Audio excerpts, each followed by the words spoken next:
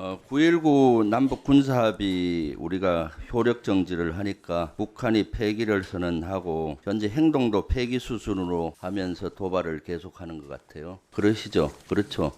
예, 지금 북한의 도발은 9.19 합의와 무관하게 그들의 핵 고도화 일정에 따라 진행되는 것으로 판단하고 있습니다. 지금 JSA 9.19 군사합의와 관련된 JSA도 그동안 비무장했는데 북한 군들은 권총을 착용하고 무장을 했잖아요. 우리 군이나 유엔사 요원들도 지금 무장을 했나요? 네, 권총을 휴대하고 근무해요. 그러니까 이렇게 한다는 것은 긴장도가 예전보다 계속 올라간다고 생각을 하고 있어요. 장관님 그렇지 않나요? 네, 긴장도는 올라가고 있지만 우리가 대비태세를 철저히 갖추고 있기 때문에 지금 3월에 대규모 연합훈련이 있죠. 네, 그렇게 준비하고 있습니다. 그래서 지금 향간에는 3월 위기설, 3월 무력 충돌설들이 지금 계속 돌고 있는데 장관님은 북한이 계속 도발하는데 언제쯤 도발 수위를 최정점으로 가지고 갈 것 같나요? 북한이 도발에 대해서 최정점, 저점 이런 게 있는 게 아니라 상시 도발 태세를 갖추고 있고 늘 도발해 왔습니다. 그래서 도발 수위가 올라간다는 건 장관님도 인정을 하시는데 이런 도발 수위가 올라가서 강대강으로 가는데 지금 윤석열 대통령과 저는 신 장관님께서 더 분란집에 기름을 붓는 발언들을 하고 있다고 봅니다. 윤석열 대통령은 보면은 정권 종말 운운하고 신 장관께서도 참수 작전 이런 얘기를 하고 있는데 이런 것들은 좀 지금 긴장도를 점점 올려가고 북한을 자극을 해서 북한 군부가 또 김정은에게 충성하기 위해서 도발을 유도한다는 향간의 의혹도 많이 있어요. 어떻게 생각하나요? 저는 동의하지 않습니다. 북한이 계속적인 미사일 고도화를 위해서 도발을 하고 있고 거기에 대한 우리 국민을 보호하기 위한 자위권 조치를 하고 있는데 그것이 마치 귀책 사유가 우리 정부에 물론 귀책 사유가 우리 정부에 있다고 하진 않고 북한이 계속 도발을 하는데 우리가 부추길 수 있는 개연성이 있는 거죠. 그리고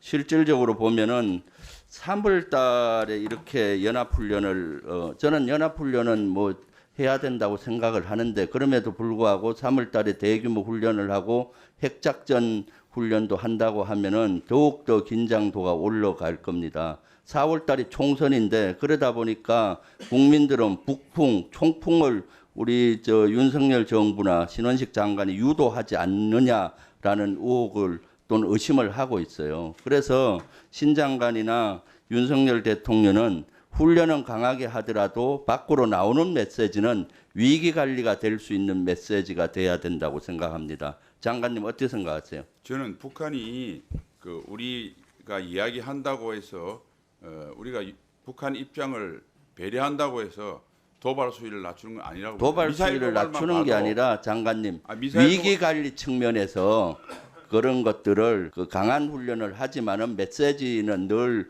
장관이나 대통령은 위기관리 측면에서 언어를 절제하게 써야 되고 행동도 절제해야 된다고 생각해요.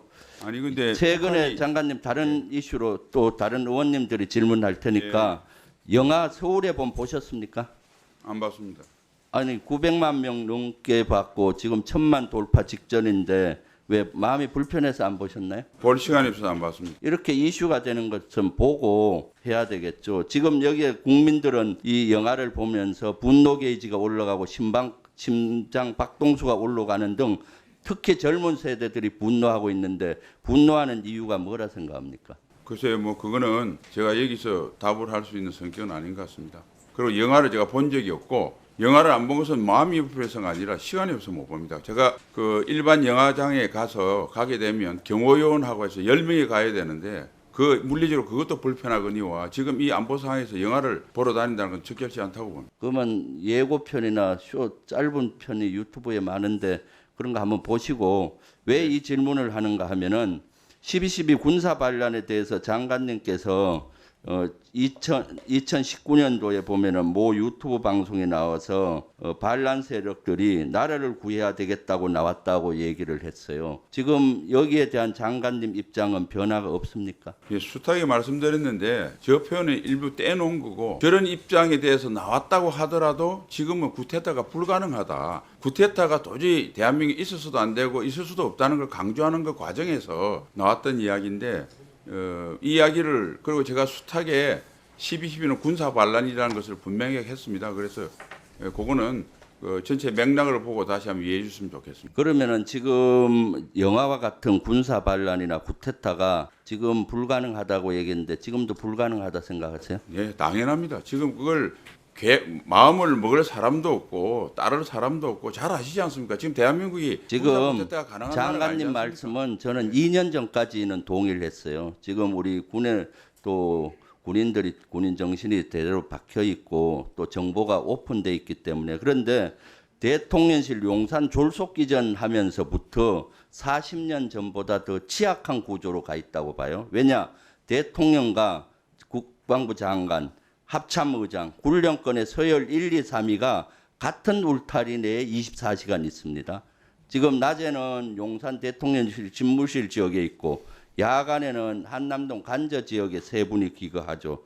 이것이 취약한 구조입니다. 세계 어느 나라도 이런 구조를 가지고 있는 나라가 없어요. 있습니까? 세계 어느 나라? 아니 그게 한 시설에 모인 게 쿠데타 발생 가능성하고 무슨 관계가 있어요? 세 명이 같이 있으면은 구조적으로 쿠데타가 일어났을 때 조치하기가 어려운 거죠. 12.12 군사 반란 같은 상황이 일어나면은 그런 겁니다. 그래서 본의원은 용산 대통령실은 다시 청와대 지역으로 들어가야 된다고 생각해요. 여기서는 아주 부적절한 위치입니다. 구조적으로 취약한데 12.12와 같은 군사 반란이 한남동 지역이든 용산 지역에서 만약에 그런 상황이 일어난다면 조치를 할 수가 없는 거죠. 그래서 대통령실 이전을 해야 된다고 생각하는데 우리 장관님 어떻게 생각하십니까? 예, 뭐 그것은 제가 임 의원님께서 너무 논리를 비하겠다. 한남동이고 용산에 같이 있다고 해서 쿠데타로 시작하다고 하는 것은 저는 아무리 봐도 그 논리가 연결이 안 된다고 생각합니다.